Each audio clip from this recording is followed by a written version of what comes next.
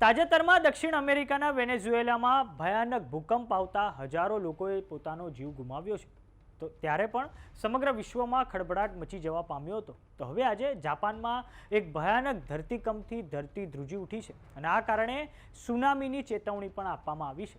તો જાપાનના વડાપ્રધાન કાર્યાલય દ્વારા ભૂકંપથી જે નુકસાન થયું છે તેનું આકલન કરવા માટે આદેશ આપી દેવામાં આવ્યો છે. તો આવો જાણીએ સમાચાર વિસ્તારથી. નમસ્કાર, જમાવટ સાથે હું છું પાર્થ.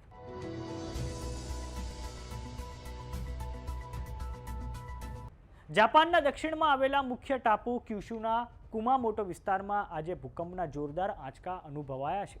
જાપાનની હવામાન વિજ્ઞાન એજન્સી અનુસાર ભૂકંપની પ્રારંભિક તીવ્રતા 7.1 માપવામાં આવી છે. જોકે આ ભયાનક આંચકા બાદ સુનામીની ચેતવણી પણ આપવામાં આવી છે. ભૂકંપના આંચકા અનુભવાતા જ સ્થાનિક સ્તરે એલર્ટ જાહેર કરવામાં આવ્યું છે. હાલમાં સ્થાનિક તંત્ર દ્વારા સુનામીને લઈને સાવચેતીના પગલાં લેવામાં આવી રહ્યા છે.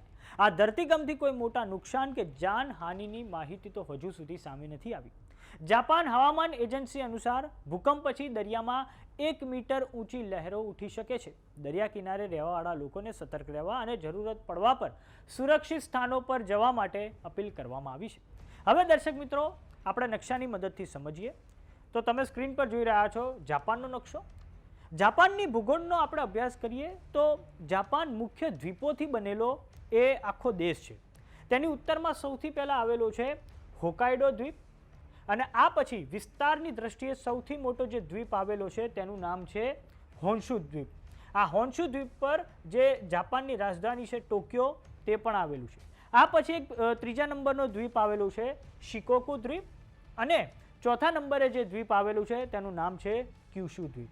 અને આજે જે ભૂકંપ આવ્યો છે તે આ ક્યુશુ દ્વીપ પર દર્શક મિત્રો આવ્યો છે.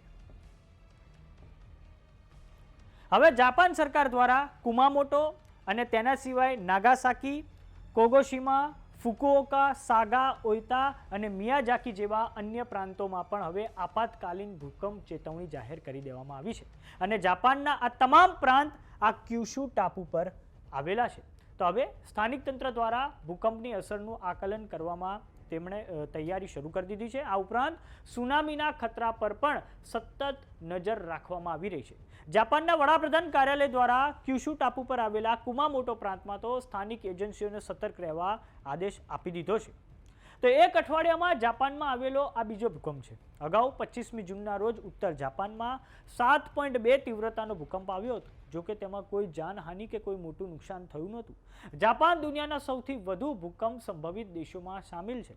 તે પેસિફિક રિંગ ઓફ ફાયરની પશ્ચિમ ધાર પર 4 મુખ્ય ટેક્ટોનિક પ્લેટ્સ પર વસેલો દેશ છે અને આ ટાપુ સમૂહમાં દર વર્ષે સેંકડો આંચકા અનુભવાય છે અને વિશ્વના કુલ ભૂકંપોમાંથી લગભગ 18% જેટલા ભૂકંપ એ એકલા જાપાનમાં નોંધાય છે.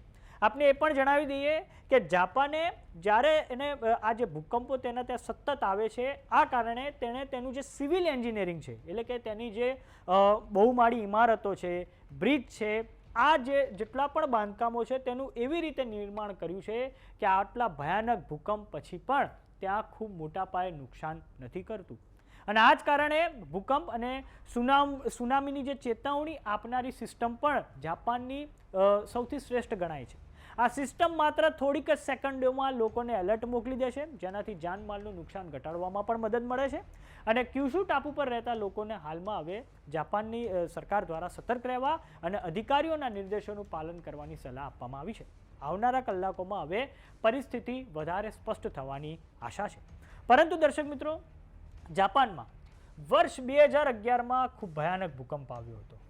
વર્ષ 2011નું વર્ષ એપ્રિલ મહિનામાં ખૂબ ભયાનક ભૂકંપ આવ્યો હતો જેની તીવ્રતા 9.0ની હતી અને જેમાં આશરે 18,500 લોકોએ પોતાનો જીવ ગુમાવ્યા હતા અથવા તો તેઓ લાપતા થઈ ગયા હતા.